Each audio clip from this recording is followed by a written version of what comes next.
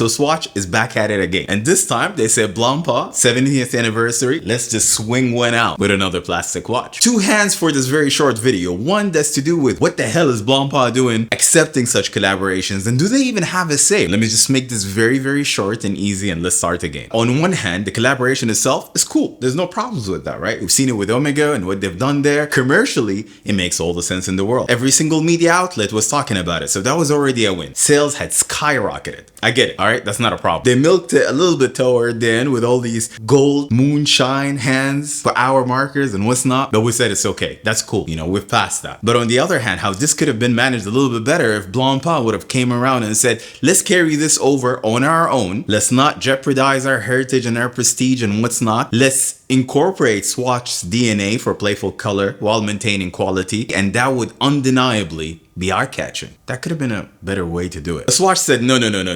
We can't do that. Even with 1.5% loss in revenue in 2022, we still turned in $7.5 billion.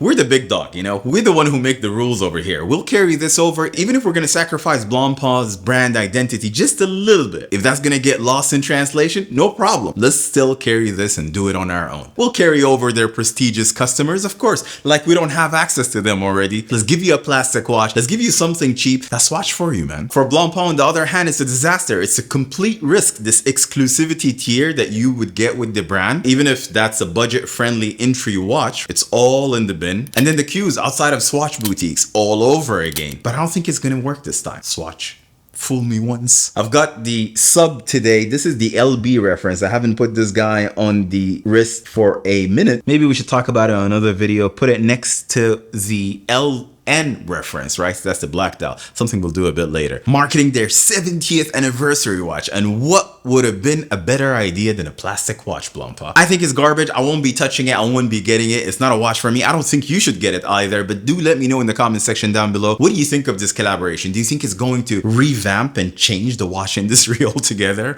Or do you agree with the fact that, I don't know what this is? This is garbage collaboration, man. But I look forward to your thoughts.